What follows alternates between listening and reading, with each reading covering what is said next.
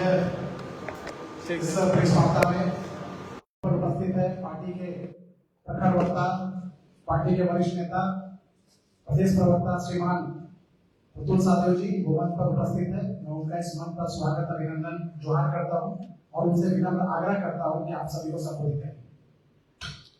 बहुत बहुत आभार भाई अशोक जी। मैं प्रदेश के सब मीडिया प्रभारी अशोक बराइक जी के साथ मीडिया के तमाम मित्रों का स्वागत करता हूं, जोहार करता हूं। मित्रों, आज हम एक बड़े महत्वपूर्ण विषय पर प्रेस वार्ता आपसे रूबरू हुए हैं। प्रेस वार्ता के जरिए आपको याद होगा कि माननीय मुख्यमंत्री जी एक भारी भरकम टीम को लेकर पिछले वर्ष अप्रैल के महीने में स्पेन और स्वीडन की निवेश यात्रा पर गए थे। एक वर्ष तक हम लोगों ने शांति बरती, इंतजार किया कि मुख्यमंत्री जी ने जो घोषणाएं की वो धरातल पर दिखेगी। और इस बार भी वो डावोस गए थे, उसके भी काफी महीने बीत गए, इंग्लैंड गए थे। तो अब विदेश यात्राओं में जो निवेश की उन्होंने घोषणा की थी उसका एक बार मुझे लगता है रियलिटी चेक करने का मौका आ गया है। अगर कुल मिलाकर आप कहेंगे तो विदेश दौरों का शोर, राज्य में निवेश का जीरो स्कोर, यानी 1,30,000 करोड़ के निवेश की गारंटी लेकर आए थे माननीय मुख्यमंत्री जी और उनका भारी भरकम प्रतिनिधि मंडल, जिसमें उद्योग मंत्री ही नदारत थे। और वो 1,30,000 करोड़ के निवेश में एक वर्ष बीत जाने के बाद भी, स्वीडन और स्पेन गए तो एक वर्ष बीत गए और डावोस गए भी कई महीने बीत गए, 1 रुपये का निवेश अभी तक जो जमीन पर नहीं दिख रहा है। अब हमें लगता है हेमंत सरकार की टूर एंड ट्रैवल पॉलिसी से यहाँ के युवाओं को ना तो नौकरी मिलने वाली है, ना उनका कोई फायदा होने वाला है। देखिए, हमें कोई आपत्ति नहीं, मुख्यमंत्री जी अगर पर्यटन पर जाना चाहते हैं तो शौक बड़ी चीज है, बेशक जाए माननीय मुख्यमंत्री जी, लेकिन उसको फिर आप निवेश यात्रा का नाम क्यों देते हैं?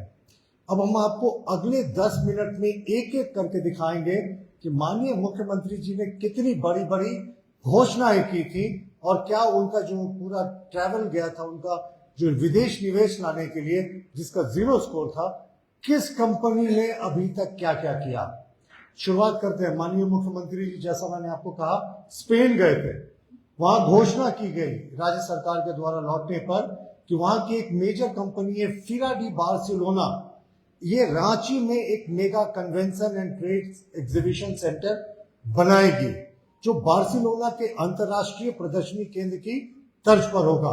करीब 1600 करोड़ भारतीय रुपयों का निवेश का अनुमान था।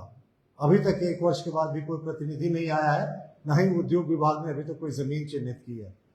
टेस्ला ग्रुप के बारे में हम सब जानते हैं। टेस्ला ग्रुप से माननीय मुख्यमंत्री जी के प्रतिनिधि मंडल की मुलाकात हुई थी। उस समय सरकार ने बताया था, टेस्ला ने नहीं बताया था, कि इस झारखंड में गीगा फैक्ट्री लगाना चाहती है जहां कॉमर्शियल बैटरी का स्टोरेज हो सके और रिन्यूएबल एनर्जी इंफ्रास्ट्रक्चर जुड़ा रहे। करीब 1500 करोड़ का यह भी निवेश था। कोई धरातल में इस निवेश का एक वर्ष के बाद भी पता नहीं। मुख्यमंत्री जी की जो ऑफिशियल वर्जन आया था उनके दौरे के बाद स्पेन और स्वीडन का, उसमें था कि जो प्रसिद्ध क्लब थी RCD spaniel football club Spain की, उसके साथ कहा गया कि हमने एक एमओयू किया है और तुरंत 1 महीने के बाद जो कोचेज हैं झारखंड के, वो प्रशिक्षित होने के लिए स्पेन जाएंगे। 1 वर्ष 1 महीने हो गए, अभी तक कोई भी कोच वहां ट्रेनिंग करने नहीं गया। और उसके अलावा एक बड़ी ग्रुप है Zitron group. Zitron group mining, ventilation, industrial infrastructure और अंडरग्राउंड इंजीनियरिंग सपोर्ट की एक लीडिंग कंपनी है। इसके बारे में मुख्यमंत्री कार्यालय के द्वारा बताया गया कि ये झारखंड में बड़े निवेश के लिए इच्छुक हैं। 1 वर्ष 1 महीने के बाद आप निवेश का कितना धरातल पर उतरा ये तो छोड़ दीजिए, कंपनी ने आज तक ये भी नहीं बताया है कि कितना निवेश करेगी। मुख्यमंत्री के कार्यालय ने जरूर घोषणा की थी। सरकार ने क्या घोषणा की थी? स्पेन और जो स्वीडन के दौरे के बाद ग्रीन इंडस्ट्रियल हब बनाएंगे, कोल आधारित अर्थव्यवस्था से क्लीन एनर्जी की ओर बढ़ेंगे, ऑटोमोबाइल और ईवी इकोसिस्टम को विकसित करेंगे। और जो कंपनियां इसे विकसित करती, किसी का नाम सार्वजनिक नहीं किया। कोई बड़ा ग्रीन एनर्जी प्रोजेक्ट 1 वर्ष के बाद भी धरातल पर दिख नहीं रहा। स्वीडन में, अब स्वीडन में इन्होंने कहा था कि हमारा ऑटोमोबाइल मैन्युफैक्चरिंग, क्लीन एनर्जी और एडवांस इंडस्ट्रियल टेक्नोलॉजी पर हमारा जो है फोकस है। उस समय एक बड़ा बहुचर्चित मुख्यमंत्री जी जो है वॉल्वो की फैक्ट्री में गए थे और वोल्वो के बारे में कहा गया था कि वो झारखंड में इलेक्ट्रिक बसेस और ट्रक्स बनाने के लिए वो निवेश करेगी, यहां एक यूनिट लगाएगी। 1 वर्ष 1 महीने बीत गए, वोल्वो का ना कोई प्रतिनिधि आया, ना झारखंड में कोई इस पे आगे काम हुआ। उस समय मुख्यमंत्री जी ने कहा था कि मुख्य सचिव की अध्यक्षता में सिंगल विंडो क्लियरेंस होगा, और इस सिंगल विंडो पे लोग इंतजार ही कर रहे हैं, या सिंगल विंडो बनाई नहीं। कोई निवेशक जितने का इन्होंने नाम गिनाया था, कोई नहीं आया। मुख्यमंत्री जी डावोस गए थे, जहां वर्ल्ड इकोनॉमिक फोरम की बड़ी कंपनीज की मीटिंग हो रही थी। वहां हमें लगा था विश्व की बड़ी बड़ी कंपनियां वो लाएंगे, लेकिन लाने की भी जो उन्होंने घोषणा की थी वो सब झारखंड की कंपनियां ही थी। टाटा स्टील के बारे में कहा गया था 11,000 करोड़ का ग्रीन स्टील निवेश करेगी। ये डावोस कॉन्फ्रेंस और इंग्लैंड के बारे में बता रहा हूं मैं।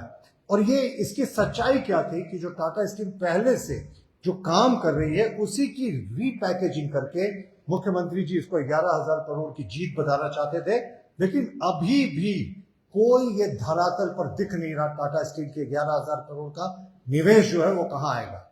दूसरा, मुख्यमंत्री जी डावोस जाकर उड़ीसा एलॉय स्टील को कहा था कि 25,000 करोड़ का निवेश करेगी लातेहार में इंटीग्रेटेड स्टील प्लांट में। जो भारत की कंपनियां उन्हीं का वो डावोस में जिक्र कर रहे थे। उतने दूर जाने की क्या आवश्यकता थी, लेकिन अभी तक भी ना जमीन अधिग्रहण हुआ, ना कंपनी का कोई ऑफिस यहां सेटअप हुआ, ना प्लांट कार्य शुरू होने का कोई स्पष्ट सार्वजनिक जानकारी है। इसके अतिरिक्त अब रूंगटा स्टील्स के लिए भी इनको डावोस जाने की क्या जरूरत थी। घोषणा की गई कि भाई डावोस में हमने अग्रीमेंट किया है, 10,000 करोड़ का सरायकेला खरसवा में मल्टी प्रोडक्ट इंडस्ट्रियल कॉम्प्लेक्स लगेगा। कहीं इसका निर्माण एक ईंटा भी जुड़ता अभी तक दिख नहीं रहा। उसके अलावा इन्होंने कहा था कि क्लीन एंड ग्रीन एनर्जी में जिंदल न्यूक्लियर पावर लिमिटेड लगभग 30,000 करोड़ का निवेश करेगा। झारखंड को क्लीन एनर्जी का हब बनाया जाएगा। न्यूक्लियर और ग्रीन पावर में झारखंड अग्रणी बनेगा। इतने महीने बीत जाने के बाद भी कहीं कोई ठिकाना नहीं दिख रहा। इसके अलावा सनशाइन ग्लोबल कैपिटल एक बड़ी कंपनी है जो आर्टिफिशियल इंटेलिजेंस में डील करती है। इसको कहा गया था कि ये कंपनी लगभग 3,000 करोड़ का निवेश करेगी। ये सारा डावोस का एग्रीमेंट आपको हम बता रहे हैं, और ये एआई का हब बनाएगी आर्टिफिशियल इंटेलिजेंस का। मुख्यमंत्री जी ने कोट किया था कि झारखंड के मेधावी बच्चों को जो आर्टिफिशियल इंटेलिजेंस और डेटा साइंस में आगे बढ़ना चाहते हैं, उनको बाहर जाने की आवश्यकता नहीं है। कहां है सनशाइन? यहां तो सनसेट होता दिख रहा है हमें। दूसरा, और इन्होंने और कहा था अंबुजा सीमेंट और जिंदल रिन्यूएबल दोनों देश की कंपनियां हैं। डावोस में इनसे एग्रीमेंट करने गए थे और कहा था सीमेंट ग्राइंडिंग एक्सपेंशन होगा, गोड्डा में बड़ा प्रोजेक्ट लगेगा। कोई क्लियरेंस के लिए अभी तक ये फाइल नहीं गई।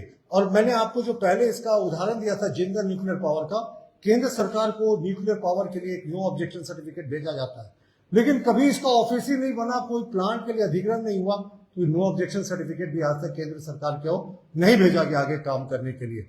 एमएलगम steel and power private limited 4,980 crore यानी लगभग 5,000 करोड़ के निवेश की बात हुई थी। इसमें फिनिश स्टील प्रोडक्शन फैसिलिटी थी, इसका भी अभी तक कोई ठिकाना नहीं दिख रहा है। हिटैची जो विश्व की अग्रणी इलेक्ट्रॉनिक की कंपनी है, और इसके अलावा पावर ग्रिड में भी इंफ्रास्ट्रक्चर में इनका बहुत बेहतरीन काम था। इनके बारे में कहा गया था कि ये जो है वो रुचि ले रहे हैं इसमें निवेश करने के लिए झारखंड में, लेकिन कहां अभी तक कोई निवेश में कहीं, जितने कंपनियों का मैंने आपको कहा, टाटा स्टील का 11,000 करोड़ का जो पहले से काम चल रहा था, रीपैकेजिंग करके मुख्यमंत्री जी ने उसको एक इन्वेस्टमेंट दिखाने की कोशिश की, दूर दूर तक कोई कंपनी नहीं आया। मुख्यमंत्री जी 13 महीने हो गए आपको स्वीडन स्पेन गए, आधा वर्ष बीत गया आपके डावोस यात्रा का, आपकी आखिर ये घोषणाएं कहां है? युवाओं को रोजगार नहीं मिल रहा, औद्योगिक गतिविधियां दिखाई देती, ये सारी चीजें हो जाती, खाली आप विदेश में तस्वीरें दिखाकर अगर आप अभी भी लोगों को भड़कलाने की कोशिश करेंगे तो ये कतई उचित नहीं है। और हमारा बस एक कोइंसिडेंस था, जिस समय माननीय मुख्यमंत्री जी स्पेन गए थे, उसमें स्पेन का फेमस लीग जो फुटबॉल लीग है, ला लीगा हो रहा था। अब ला लीगा मुख्यमंत्री जी देखने गए थे या निवेश लाने गए थे, ये तो भाई समय बताएगा। और दूसरा चीज, स्वीडन को माना जाता है एक अत्यंत ही दर्शनीय पर्यटक स्थल, तो मुख्यमंत्री जी को इस पे एक श्वेत पत्र जारी करना चाहिए। हमने गिना दिया कि क्या क्या निवेश उनको करना था, जो घोषणाएं की थी। 1 वर्ष से ज्यादा बीत गया, दूसरे दौरे में 6 महीने से ज्यादा बीत गया, लेकिन ढाक के 3 बार सरकार श्वेत पत्र जारी करके इन्वेस्टमेंट की बताए। धन्यवाद।